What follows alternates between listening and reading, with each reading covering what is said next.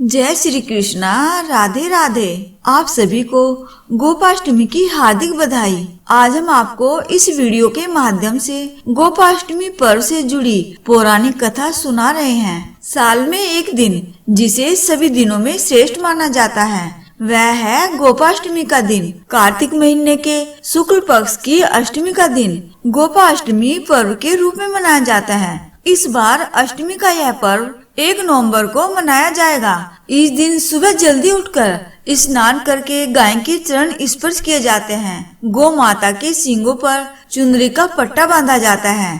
गाय माता की परिक्रमा भी की जाती है। इस दिन ग्वालों को भी दान दिया जाता है। कई लोग इन्हें नए कपड़े देकर तिलक लगाते हैं। शाम को भी गाय की पूजा की जाती है।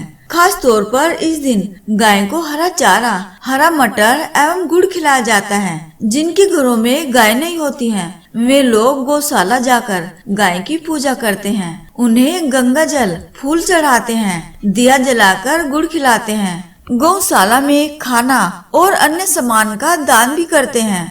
आइए शुरू करते हैं गोपाष्टमी की पौराणिक कथा। जब कृष्ण भगवान ने अपने जीवन के 6ठे वर्ष में कदम रखा तब वे अपनी मैया यशोदा से जिद करने लगे कि मैया, अब मैं बड़ा हो गया हूँ, अब मैं बछड़े चराने नहीं जाऊंगा, अब मैं गौ माता के साथ जाऊंगा। इस पर यशोदा मैया ने नंद बाबा पर बात टाल दी और कहा, अच्छा ठीक है, लेकिन एक बार अपने बाबा से पूछ तो लो। इस पर भगवान श्री कृष्ण जी ने नंद बाबा के पास जाकर अपनी जिद रख दी और नंद बाबा से कहने लगे, बाबा, अब मैं बछड़े चराने नहीं बल्कि गैया चराने जाऊंगा। नंद बाबा ने कान्हा को समझाने की बहुत कोशिश की, लेकिन बाल गोपाल की हट के आगे उनकी एक न चली। फिर नंद बाबा ने कान्हा से कहा, ठीक है, अगर तुम इतनी ही जिद कर रहे हो तो तुम पहले जाकर पंडित जी को बुला लाओ ताकि उनसे गौचारण के लिए सुमुहूर्त का पता लगाया जा सके। इतना सुनते ही कान्हा जी दौड़ते दौड़ते पंडित जी के पास पहुँचे और एक ही सांस में उनसे कहने लगे, पंडित जी, आपको नंद बाबा ने गौचारण का मुहूर्त देखने के लिए बुलाया है। आप आज का ही सुमुहूर्त बता देना। अगर आप ऐसा करेंगे तो मैं आपको खूब सारा माखन दूंगा। पंडित जी श्री कृष्ण भगवान जी की मासूमियत से भरी बातों को सुनकर मुस्कुराने लगे और नंद बाबा के पास गए और बार बार पंचांग देखकर गणना करने लगे। तब नंद बाबा ने पूछा, पंडित जी, क्या बात है, आप बार बार क्या गिनती कर रहे हैं? पंडित जी बोले, क्या बताए नंद जी, केवल आज का ही मुहूर्त निकल रहा है, इसके बाद तो पूरे 1 वर्ष तक कोई मुहूर्त नहीं है। पंडित जी की बात सुनकर नंद बाबा ने श्री कृष्ण जी को गोचारण की स्वीकृति दे दी। भगवान जी जिस समय भी कोई कार्य करते हैं वही शुभ मुहूर्त बन जाता है। उसी दिन भगवान ने गोचारण का कार्य आरंभ किया और वह शुभ तिथि कार्तिक मास की शुक्ल पक्ष की अष्टमी थी और इसी वजह से यह तिथि गोपाष्टमी कही जाने लगी। उस दिन कामधेनु ने भगवान श्री कृष्ण जी का अभिषेक किया और श्री कृष्ण भगवान गोविंद कहे जाने लगे।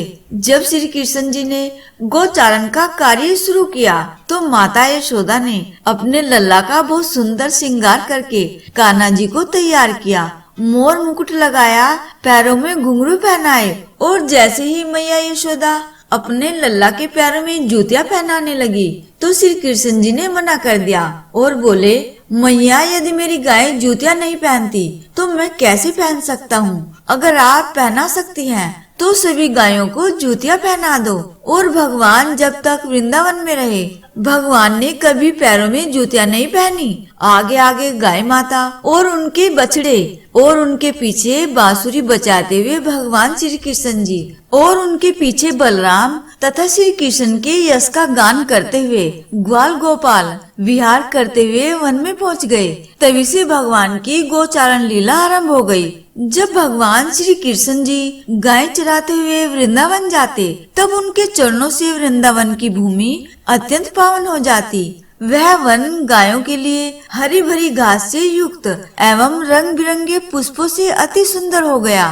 तो इस प्रकार गोपाष्टमी की कथा पूर्ण हुई। गोपाष्टमी की एक अन्य कथा के अनुसार जब भगवान श्री कृष्ण जी ने गोवर्धन पर्वत को अपनी कनिष्ठा उंगली पर धारण किया था, तब उन्होंने 7 दिन तक गोवर्धन को अपनी छोटी उंगली पर उठाए रखा। यह अद्भुत चमत्कार देखकर इंद्रदेव असमंजस में पड़ गए। तब ब्रह्मा जी ने इंद्रदेव को बताया कि श्री कृष्ण कोई और नहीं बल्कि भगवान विष्णु जी के अवतार हैं। यह सत्य जानकर अष्टमी के दिन इंद्र ने अपनी पराजय स्वीकार कर ली और उनका अहंकार टूट गया और वह भगवान श्री कृष्ण जी की शरण में आ गए। जिसके बाद भगवान श्री कृष्ण जी ने कार्तिक शुक्ल अष्टमी के दिन गोवर्धन पर्वत को नीचे रखा। मान्यता यह भी है कि उसी दिन के बाद से ही हर वर्ष कार्तिक शुक्ल पक्ष अष्टमी को गोपाष्टमी का उत्सव मनाया जाने लगा। बोलिए श्री कृष्ण भगवान की जय।